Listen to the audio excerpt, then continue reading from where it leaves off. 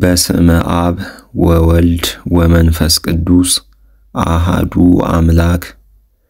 በጥቅምት 16 በስንክሳር ታስበው የሚውሉ በዓላትና የወንጌል ንባባት አባ አጋቶን ሊቀ ጳጳሳት ወመቁሩፌዮን ወፋሩ አርብዓ ወሐምስቱ ጻድቃን ለድርቄ ወአባ አሮን ወቃር አናሌዮ ወአባ ጳውሊ ወማርቆስ መስተጋድል ዘነግ ምስባክ መዝሙር 121 ከቁጥር 22 እስከ 23 እነግሮሙ ስመከ ለአሃዌ ወበማእከለ ማህበር እሴብሐከ እለትፈርህዎ ለእግዚአብሔር ሰብህዎ።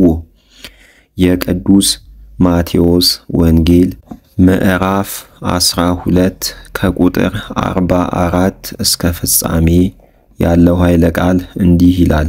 ከዚህም በኋላ እንግዲህስ ወደ ወጣሁበት ቤቴ እመለሳለሁ ይላል። በመጣም ጊዜ ባዶ ሆኖ ተጠርጎና ተለስኖ ያገኘዋል። ከዚህም በኋላ ይሄዳል።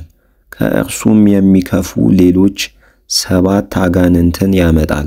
ገብተውም በዚያ ይኖራሉ። ለዚያም ሰው የኋላ ኑሮው ከፊተኛው የከፋ ይሆናል። ለዚችም ክፉ ትውልድ እንዲሁ ይሆንባታል። ለሕዝቡም ይህን ሲነግራቸው እነሆ እናቱና ወንድሞቹ ሊያነጋግሩት ፈልገው በውጭ ቆመው ነበር። ከደቀ መዛሙርቱም አንዱ መጥቶ እነሆ እናትህና ወንድሞችህ ከውጭ ቆመዋል፣ ሊያነጋግሩህም ይሻሉ አለው።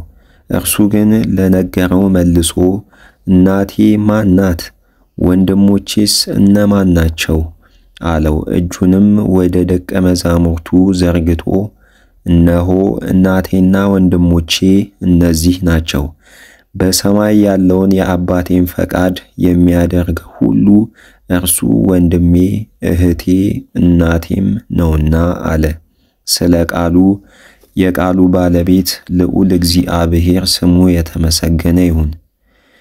የሐዋርያው የቅዱስ ጳውሎስ መልእክት ወደ ኤፌሶን ሰዎች ምዕራፍ 6 ከቁጥር 13 እስከ 19 ያለው ኃይለ ቃል እንዲህ ይላል።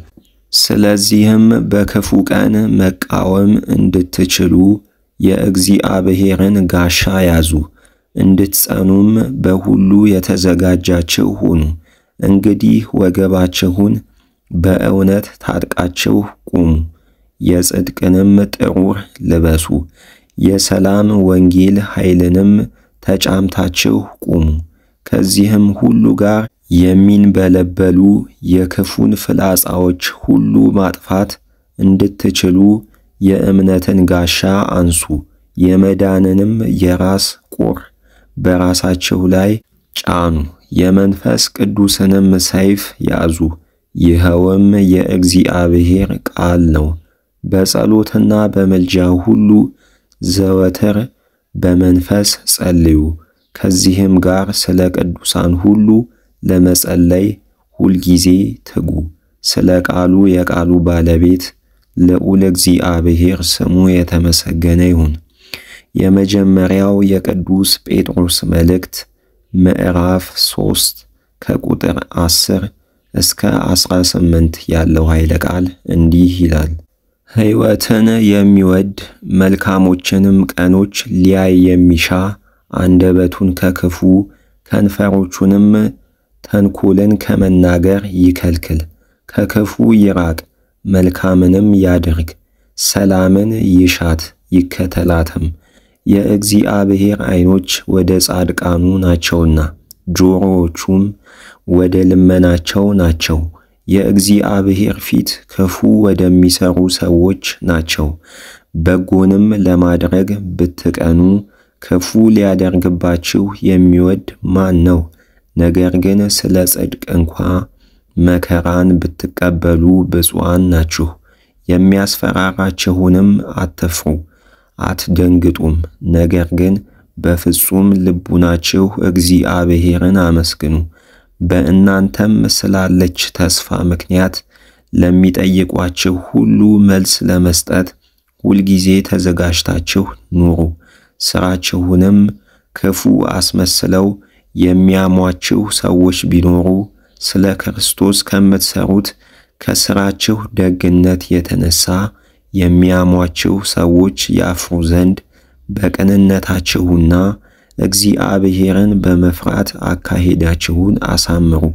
ክፉ ከምትሰሩ ይልቅ መልካም ሥራ እየሰራችሁ የእግዚአብሔርንም ፈቃድ እየተከተላችሁ መከራ ብትቀበሉ ይሻላልና። ስለ ቃሉ የቃሉ ባለቤት ልዑል እግዚአብሔር ስሙ የተመሰገነ ይሁን። የሐዋርያት ሥራ ምዕራፍ 20 ከቁጥር 28 እስከ 31 ያለው ኃይለ ቃል እንዲህ ይላል። አሁንም በገዛ ደሙ የዋጃትን የእግዚአብሔርን ቤተ ክርስቲያን ተጠብቁ ዘንድ መንፈስ ቅዱስ እናንተን ጳጳሳት አድርጎ ለሾመባት ለመንጋው ሁሉና ለራሳችሁ ተጠንቀቁ። ከእኔ በኋላ ለመንጋይቱ የማይራሩ ነጣቂዎች ተኩላዎች እንደሚመጡ እኔ አውቃለሁ። ደቀ መዛሙርትንም ወደ እነርሱ ይመልሱ ዘንድ ጠማማ ትምህርትን የሚያስተምሩ ሰዎች ከእናንተ መካከል ይነሳሉ። ስለ ቃሉ የቃሉ ባለቤት ልዑል እግዚአብሔር ስሙ የተመሰገነ ይሁን። ምስባክ መዝሙር 21 ከቁጥር 4 እስከ 5 ኪያከ ተወከሉ አበዊነ ተወከሉከኒ ወአድኃንኮሙ ሀቤከ ጸርሁ ወድህኑ። የቅዱስ ማቴዎስ ወንጌል ምዕራፍ 5 ከቁጥር 1 እስከ 16 ያለው ኃይለ ቃል እንዲህ ይላል። ብዙ ሕዝብም ባየ ጊዜ ወደ ተራራ ወጥቶ ተቀመጠ። ደቀ መዛሙርቱም ወደ እርሱ ቀረቡ። አፉንም ከፈተ፣ እንዲህም ብሎ አስተማራቸው። በመንፈስ ነዳያን የሆኑ ብፁዓን ናቸው፣ መንግሥተ ሰማያት የእነርሱ ናትና። ዛሬ የሚያዝኑ ብፁዓን ናቸው፣ መጽናናትን ያገኛሉና። የዋሃን ብፁዓን ናቸው፣ እነርሱ ምድርን ይወርሳሉና። ስለ ጽድቅ የሚራቡና የሚጠሙ ብፁዓን ናቸው፣ እነርሱ ይጠግባሉና። የሚራሩ ብፁዓን ናቸው፣ እነርሱ ምሕረትን ያገኛሉና። ልባቸው ንጹሕ የሆነ ብፁዓን ናቸው፣ እነርሱ እግዚአብሔርን ያዩታልና። ዕርቅን የሚያደርጉ ብፁዓን ናቸው፣ እነርሱ የእግዚአብሔር ልጆች ይባላሉና። ስለ ጽድቅ የሚሰደዱ ብፁዓን ናቸው፣ መንግሥተ ሰማያት የእነርሱ ናትና። በሚሰድቧችሁና በሚያሳድዷችሁ ጊዜ ስለ እኔም እየዋሹ ክፉን ሁሉ በሚናገሩባችሁ ጊዜ ብፁዓን ናችሁ። ደስ ይበላችሁ፣ ሐሴትንም አድርጉ፣ ዋጋችሁ በሰማያት ብዙ ነውና። ከእናንተ አስቀድሞ የነበሩ ነቢያትንም እንዲሁ አሳድደዋቸው ነበርና። እናንተ የምድር ጨው ናችሁ። ጨው አልጫ ቢሆን እንግዲህ በምን ይጣፍጣል?